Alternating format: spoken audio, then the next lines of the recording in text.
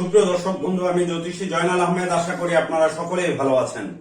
সুপ্রিয় দর্শক বন্ধু, যে সকল বন্ধুরা ইতিপূর্বে আমাদের চ্যানেলটি সাবস্ক্রাইব করেছেন তাদের প্রত্যেককে অসংখ্য ধন্যবাদ এবং কৃতজ্ঞতা জানাচ্ছি। যে সকল বন্ধুরা আমার চ্যানেলে নতুন যুক্ত হয়েছেন, এখন আমার চ্যানেলটি সাবস্ক্রাইব করেননি, বিনীত আহ্বান জানাচ্ছি আমার চ্যানেলটি সাবস্ক্রাইব করার জন্য, পাশে থাকা অল বেল আইকন বাটনটি ক্লিক করার জন্য, যাতে আমার পরবর্তী সকল ভিডিও সবার আগে দেখতে পারেন। সুপ্রিয় দর্শক বন্ধু, আজকের ভিডিওটি না টেনে পুরো ভিডিওটি শেষ পর্যন্ত দেখবেন। হস্ত করতলের বুধ এবং অনামিকা আঙ্গুলের পর্ব বিচার।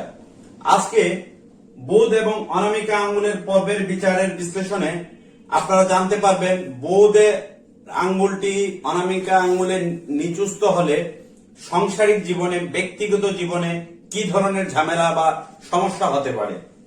প্রথমে আমি আঙ্গুল পরিচয় করে দিচ্ছি। এই যে আঙ্গুলটি দেখতে পাচ্ছেন, এটি হচ্ছে বৃদ্ধাঙ্গুলি, যেটিকে আমরা জ্যোতিষশাস্ত্র মতে শুক্রের ফিঙ্গার বলে থাকি। এটি হচ্ছে তর্জনী আঙ্গুলি, যেটি জ্যোতিষশাস্ত্র মতে বৃহস্পতির আঙ্গুল বলা হয়ে থাকে। এটি হচ্ছে মিডল ফিঙ্গার, যেটি শনির আঙ্গুল বলা হয়ে থাকে জ্যোতিষশাস্ত্র অনুসারে।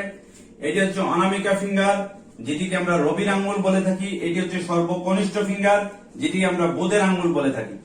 দেখুন, এই বুধের আঙ্গুলের উপরে লাল কালির চিহ্ন দেওয়া আছে, যেটি তর্জনী অনামিকা আঙ্গুলের ঠিক নিচে বরাবর। যদি কোনো জাতক জাতিকার বুধের আঙ্গুল তর্জনী আঙ্গুলের অনামিকা আঙ্গুলের ঠিক নিচু হয়, অনামিকা আঙ্গুলের থেকে তার 2 টাপ নিচে হয়, তাহলে সেই জাতক জাতিকার জীবনে সাংসারিক অশান্তি সৃষ্টি হয়, সাংসারিক ক্ষেত্রে ঝামেলার সৃষ্টি হয়। এই জাতকের বুদ্ধি হবে কম, উপস্থিত বুদ্ধি হবে কম। মানুষের সাথে কখন কিভাবে কথা বলতে হবে, কিভাবে কোন সময় কোন ধরনের কথা বললে ভালো হবে, এই জাতকের সেই বুদ্ধিটি থাকে না। এই জাতকের উপস্থিত বুদ্ধির কম থাকবে। এই জাতক হঠাৎ করে ডিসিশন নেবেন। অনেক সময় এই জাতক ভেবে চিন্তে ডিসিশন না নিয়ে হুটহাট ডিসিশন নেন এবং হুটহাট ডিসিশনে তার বিপক্ষে যায়। যদি এই জাতকের যেহেতু কনিষ্ঠ আঙ্গুলটি অনামিকার তুলনায় নিচুস্থ এবং নিচু, সেক্ষেত্রে এই জাতক সবসময় ইনডিসিশনে ভুগবেন, সিদ্ধান্তহীনতায় ভুগবেন। কখন কোন ডিসিশন নেবেন, কোন সিদ্ধান্ত তার জন্য ভালো হবে নাকি মন্দ হবে, সেটি এই জাতক বুঝতে পারেন না। কারণ এই জাতক সবসময় একগুঁয়েমি স্বভাবের হয়ে থাকেন। আর একগুঁয়েমি স্বভাবের জাতকরা সবসময় বিচার ক্ষমতা, স্বাভাবিক ক্ষমতা, বুদ্ধির দুর্বলতার কারণে পড়াশোনায় বা যে কোনো কাজে কর্মে অগ্রগতিতে তার বাধাগ্রস্ত হন। এর উপস্থিত বুদ্ধি কম হবে। এই জাতক পড়াশোনায় তেমন একটি লাভবান হবেন না, পড়াশোনায় তেমন একটি ভালো ব্রিলিয়ান্ট স্টুডেন্ট হবেন না, যেহেতু তার কনিষ্ঠ ফিঙ্গারটি নিচু। এই অনামিকা ফিঙ্গারের এই টাবের থেকে যদি নিচু হয়, তাহলে এই জাতক ব্রিলিয়ান্ট স্টুডেন্ট হবেন না এবং পড়াশোনায় তার ব্যাঘাত সৃষ্টি হতে পারে। উচ্চশিক্ষায় বিদেশ গমনের ক্ষেত্রে তার ঝামেলা হতে পারে। এমনকি সাংসারিক ক্ষেত্রে এই জাতকের ঝামেলা হতে পারে। যদি এই জাতকের এই বুধের স্থানে জাল চিহ্ন থাকে, যদি এই জাতকের বুধের স্থানে এই ধরনের জাল চিহ্ন থাকে, তাহলে এই জাতক প্রায় কাজে বাধা বিঘ্নতার সৃষ্টি হবেন, উপস্থিত বুদ্ধি কম হবে। তিনি ব্যবসা করতে গেলে ব্যবসায় বাধাগ্রস্ত হবেন, ব্যবসায় ক্ষতিগ্রস্ত হবেন। পার্টনারশিপ ব্যবসা বা একক কোনো ব্যবসায় গেলে এই জাতক ব্যবসায় ক্ষতিগ্রস্ত হবেন এবং অংশীদার বিজনেস বা যে কোনো ধরনের বিজনেসে যান, তিনি ক্ষতিগ্রস্ত হবেন। এই জাতক চাকরি জীবনে ঝামেলায় পড়বেন। চাকরি জীবনে তার কলিগদের সাথে, তার বসের সাথে বা তার কর্মস্থলের যে কলিগ আছে, কলিগদের সাথে তার বোঝাপড়া হবে না, মন কষাকষি হবে, বুদ্ধির কারণে ভুল বুঝাবুঝির শিকার হবেন। ভুল বুঝাবুঝির শিকার হয়ে এই জাতকের চাকরিও চলে যেতে পারে, যেহেতু কনিষ্ঠ ফিঙ্গারের নিচে একটি জাল চিহ্ন আছে। আর যদি কনিষ্ঠ ফিঙ্গারের নিচে কালো তিল থাকে, জাল চিহ্নর মতো কালো তিল থাকে, এই ধরনের কালো তিল থাকে, পাশাপাশি এই ধরনের জাল চিহ্ন থাকে, তাহলে এই জাতক সর্বক্ষেত্রে বুদ্ধির জন্য তিনি ভালো সুযোগ সুবিধা হারাবেন। কারণ বুদ্ধির নাই বিদায় এই জাতককে প্রায় মানুষ প্রতারিত করতে পারেন, ঠকতে পারেন এবং তিনি সময় মতো অনেক কিছু প্রেজেন্টেশন করতে পারেন না। এই জাতক প্রেজেন্টেশনের ক্ষেত্রে অনেক ধরনের প্রতিবন্ধকতার সৃষ্টি হবেন। দেখা যায় একটি সিদ্ধান্ত নিয়েছেন, তিনি করছেন আরেকটা, করতে চাচ্ছেন একটা, হয়ে যাচ্ছে একটা। প্রায় ক্ষেত্রে তার ভুল বুঝাবুঝি হবে, আর ভুল বুঝাবুঝির জন্য তার বড় বড় অ্যাচিভমেন্ট গুলো হাত থেকে ফসকে যাবে। বিদেশ যাওয়ার ক্ষেত্রে দেখবেন এই জাতকের ঝামেলা হবে, যেহেতু এখানে এই রেখাটি হচ্ছে বিদেশ রেখা।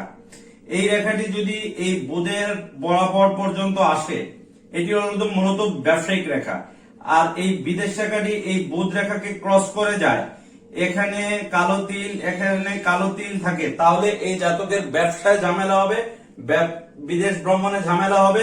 এমনকি বিদেশ যাত্রার ক্ষেত্রে তার প্রতিবন্ধকতা সৃষ্টি হবে। ভিসা প্রাপ্তির ক্ষেত্রে গেলে এমবেসিতে উঠলে তিনি ভিসা নাও পেতে পারেন।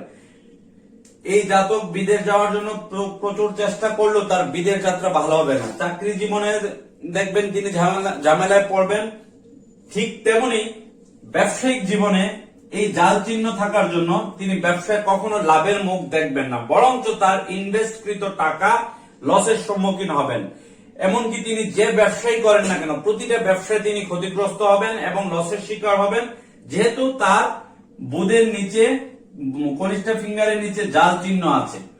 আর কনিষ্ঠ ফিঙ্গারটি অনামিকা আঙ্গুলের ঠিক নিচুস্থ এবং অনামিকা আঙ্গুলের দ্বিতীয় পর্বের নিচে থাকার কারণে এই জাতকের বিভিন্ন ধরনের সমস্যা হবে, উদ্ভট ঝামেলা হবে, পড়াশোনায় ঝামেলা হবে, উপস্থিত বুদ্ধি কম হবে এবং মানুষের সাথে তার সখ্যতা ঘরে উঠবে না।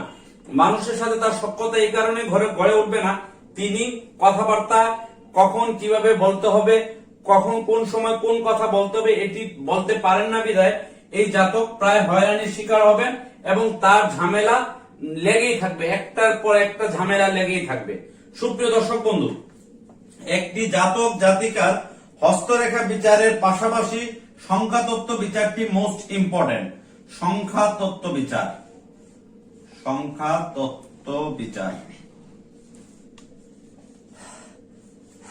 প্রত্যেকটি জাতক জাতিকার হস্তরেখা বিচারের পাশাপাশি সংখ্যাতত্ত্ব বিচারটি ইম্পর্টেন্ট। এই কারণে ইম্পর্টেন্ট, অনেকে আছেন তাদের জন্ম তারিখ জানেন না, তাদের বাবা মা জন্ম তারিখ লিখে রাখেননি, কত তারিখ কোন মাসে জন্ম, কত তারিখে জন্ম বা কোন সালে জন্ম বা কোন সময়ে জন্ম, এটি অনেকের বাবা মা লিখে রাখেননি বিধায় এই জাতক জাতিকার ক্ষেত্রে সংখ্যাতত্ত্ব বিচারটি ইম্পর্টেন্ট, যেটি ইংরেজিতে নিউমারোলজি বলে।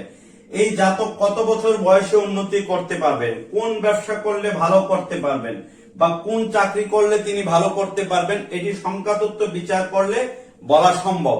সংখ্যাতত্ত্ব বিচারটি হচ্ছে জ্যোতিষশাস্ত্রে মোস্ট ইম্পর্টেন্ট। একটি জাতকের হাতের রেখা বিচার বিশ্লেষণ করলে 60 থেকে 70% বলা যায়, 60 থেকে 70% বলা যায়। এরপর হাত দেখার পাশাপাশি প্রত্যেকটি জাতকের যেটি করা প্রয়োজন সেটি হচ্ছে জন্মকুণ্ডলী বিচারটি প্রয়োজন। এটি আমি আমার পেট দেখালাম আপনাদেরকে। জন্মকুণ্ডলিতে তার বুধ কোন ঘরে অবস্থান করছে, শনি কোন ঘরে অবস্থান করছে, শনি নিচুস্থ কিনা বা বুধ উঁচুস্থ কিনা, এটি ভালো করে বিচার বিশ্লেষণ করতে হবে।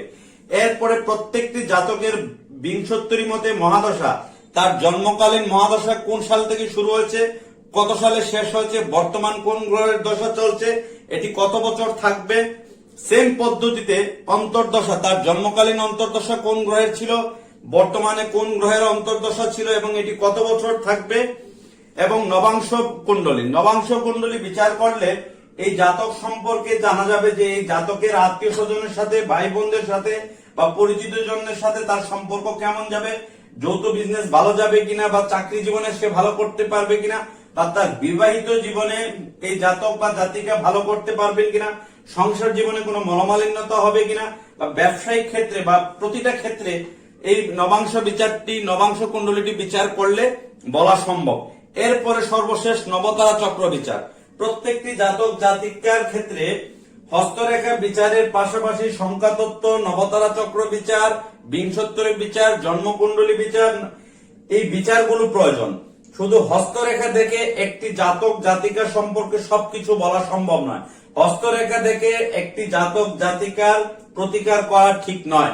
আমি বলবো প্রত্যেকটি জ্যোতিষীরই উচিত হস্তরেখা বিচারের পাশাপাশি সংখ্যাতত্ত্ব বিচার, জন্মকুণ্ডলী বিচার, নবতারা চক্র বিচার, বিংশোত্তরী বিচার, অন্তর্দশা বিচার এবং নবাংশ কুণ্ডলী বিচার, প্রয়োজনে নবতারা চক্র বিচারটিও করবেন, করে তারপর সেই জাতকের প্রতিকার করবেন যে তার বর্তমান কোন গ্রহের দশা চলছে, এই গ্রহের সমস্যা থেকে তাকে কিভাবে উত্তরণ পেতে হবে, এবং বর্তমান যে সমস্যা আছে সমস্যা কিভাবে সে সলিউশন করতে পারবে সেটি ভালো করে সে জাতক জাতিকাকে বুঝিয়ে বলতে হবে।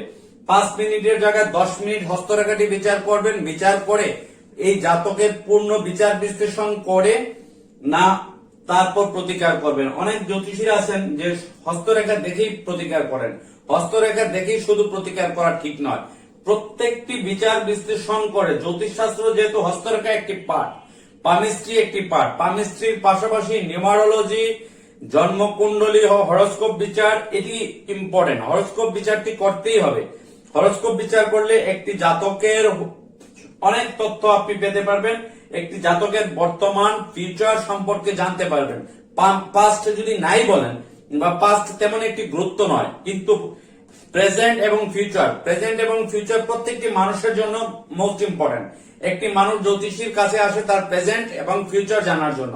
যদি প্রেজেন্ট এবং ফিউচার আমরা সঠিকভাবে বলে দিতে পারি এবং দিক নির্দেশনা দিয়ে তাকে গাইডলাইন করতে পারি যে আপনি এইভাবে চললে ভালো করতে পারবেন, এইভাবে চললে এই প্রফেশন আপনার জন্য ভালো হবে, আগামী দিনগুলো কিভাবে কি করলে ভালো হবে না হবে।